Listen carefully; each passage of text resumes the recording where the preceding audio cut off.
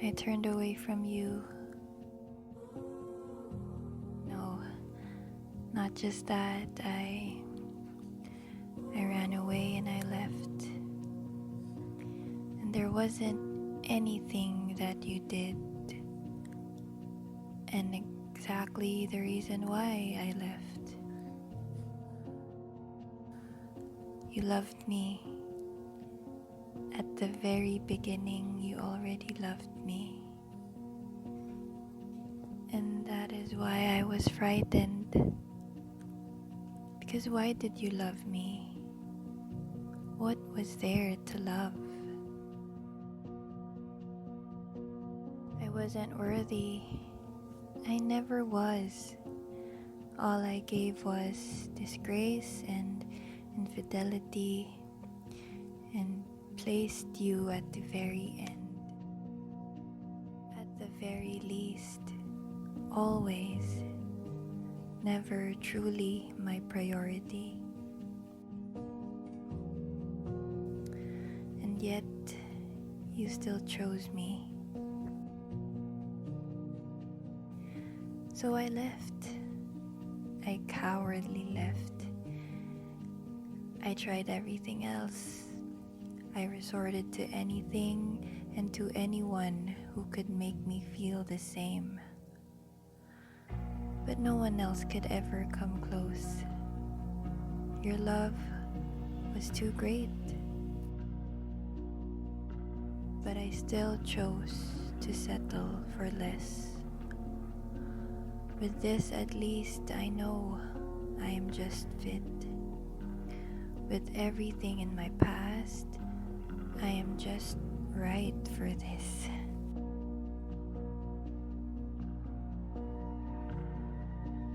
But of course, you proved me wrong. You always prove me wrong. So you let them hurt me, walk out on me, left with words such as, "You were not enough," or "You were too much." But in your eyes, I was just perfect. So I ran back to you, desperately hearing your voice. And I expected the worst that I could possibly get for everything that I did. But there was no such thing. Instead, you loved me even more. You lifted me and placed my broken pieces together, loving me all throughout the agony until it was no longer there. That's the thing with your love. It is something we do not ask for but is freely given. A gift that no one can ever be worthy of. But you give it anyways.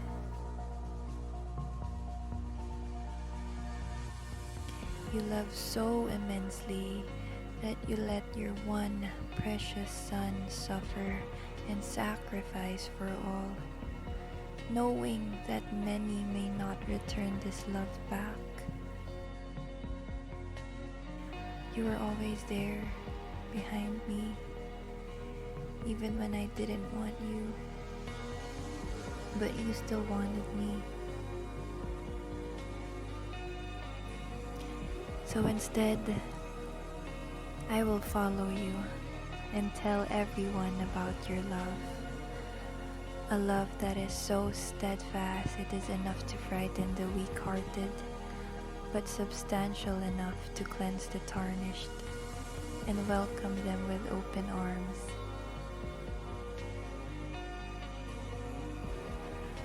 I can't love as much. Only you can do that. But Dad, I will now love you the best way I can.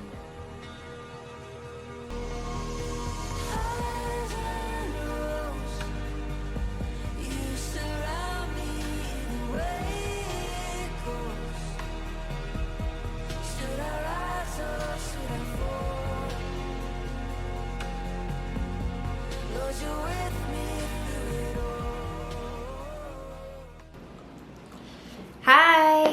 So welcome back to Stories with Pao, and welcome back to this series that I've been doing, Open Letters with Pao. So we are now on the last entry. So for those who watched the previous entries, I hope you liked it and found value in them, even if it's something more different or something personal na this time. I think this is the most important one that I made, and the most treasured one that I made. When I was making these letters kasi, hinuhuli ko lagi yung title. And this is the one na hindi ko talaga maisipan kung ano ita-title. Actually, ayan o, may bura din siya. Kasi it was so special for me kasi it's my love letter to my dad. So, I named it Steadfast kasi I think that's the most simple but most direct word that will describe his love for me and his love for every one of us. It's always steadfast. I started the letter with a confession na for the longest time, I turned away from him. One of the biggest reasons kung bakit and on why I did that is because I didn't know how he would accept me. And I'm sure most of us feel that way sometimes, if not all the time, na we don't know how to approach him or how to start a relationship with him. Pero alam nyo guys, kasi I came from both. I came from a life without him, and now the life that I have with him and walking with him. If I compare those two lives that I had, my life now is so easy. And it's weird to hear that, diba? Kasi life is never easy. Life is always hard. But now, parang I just course through it more peacefully than I ever did before. Nung I had struggles with my business, with my personal life, parang nare-realize ko, bakit ganito na yung nangyayari sa buhay ko? It was such a mess during that time. Ako pa naman yung type of person na gusto ko lagi in place lahat ng bagay. Gusto ko laging may pinatutunguhan, ganon.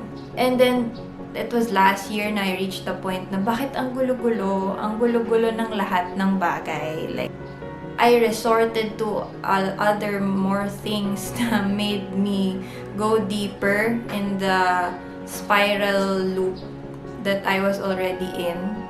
Kasi nga I was so frustrated and hindi ko na alam. So parang there was a point in my life na sige na nga, bahala na. Ganon. But now talaga, now that I am intentionally building my relationship with him and talking with him every single night and reading the Bible and his word and being with people who love him as much as well, my life is so peaceful. I know it sounds cheesy, pero I'm really at peace now every single day. Na syempre, I go through challenges pa rin. I go through hardships. Hindi pa rin naman mawawala yun. I go through conflicts pa rin. Pero now, totoo nga yung sinasabi nila na you will learn how to see or how to acknowledge the good things. Kasi He will teach you how. He will really teach you how. Kasi that's how He accepted me as well I was so broken. I felt so unworthy of His love. I never knew His love and how it was like. I really remember the time na I just talked to Him and I just said sorry sa lahat na nagawa ko in my life. and how I treated myself, how I treated others before. And wala, parang I just felt na, ano naman, Pao, 'di ba? Parang yun lang yung sinabi niya sa akin nung time na yon. You're still my child. Ganon. No matter what. And parang, what you went through is making you more beautiful in my eyes. Life is so different when you're with Him and when you're letting Him in your life in general. Kasi, guys, ang gulo-gulo ng buhay. Ang gulo-gulo ng buhay if you'll just walk in life alone. And that's no fun. It's no fun to walk in life alone. You know why? Kasi you'll get lost. Pero kayo na bahala how you'll take it. But for me, that's how I experienced it. That's how I experienced life without Him. And I don't ever wanna go to that kind of life again. Whenever I go through challenges, I just see it as a challenge. I don't see it as something hopeless. I don't see it as something na will end the rest of my days. Ganyan. OA, diba? Pero alam ko, most of you feel that way sometimes. So yeah, parang no more moments like that. Yun nga, I had anxiety. Nagkaroon din ako ng skin condition sa akin. Tapos nawala din. So grabe, he redeemed me, He healed me in general. And siguro now, I just want to share with you my life quote. Just so I tell you, there will be more joy in heaven over one sinner who repents than over 99 righteous people who need no repentance. All my life nga, I know God as someone na kailangan parang malinis ka na before you go to Him. Pero He's not like that. He knows na you're imperfect. He knows that you sin. He knows what you're doing, and He knows that you're weak. So, why would He expect you to come to Him clean? Diba? It's not like that. You go to Him first, and He will cleanse you. And He will perfect you with His love. Ang daming nangyayari, diba? We're still in the pandemic, or even with other things that you're experiencing in life, in your career, in your personal life, you will feel na parang He's never there, or parang He's not there with you. Pero if you just look back, He is always there. He is always there behind you, and He's just waiting for you to come back to Him, or to recognize Him, or even to introduce yourself to Him. If you never did before. I don't know how you're gonna start it. There are different ways. You can go to your local church, talk to your pastor, find a small group in your church na you can talk or discuss with, life on life. Read the Bible. That's the most basic step na you could do. You can start with in the New Testament sa gospel books. So, I think that's it. That's it for my content and for this series that I did, Pau's Open Letters. So, I hope that you enjoyed this medyo intimate or mas intimate na content ko. So, yeah, this is really also the reason why I decided to make videos and have a YouTube channel is yun nga, to talk openly about my faith. So, for those who are also in the same path that I am, just keep going, guys, and just keep seeking for Him every single day. And for those na wala pa and don't know how to start, just be open. Open your heart to Him. Okay? And He will let you in. Talaga. Okay, so yeah, I hope you enjoyed this content that I had, and it's really something else for me now kasi nga it's more personal, but here it is in the social media world. So take it as it is. Free to subscribe to stay updated in my content moving forward. So that's it. I hope you have a nice day today, and praying for you guys, and keep moving forward and just battle everything with faith. Okay? So that's all. Have a nice day. Bye-bye.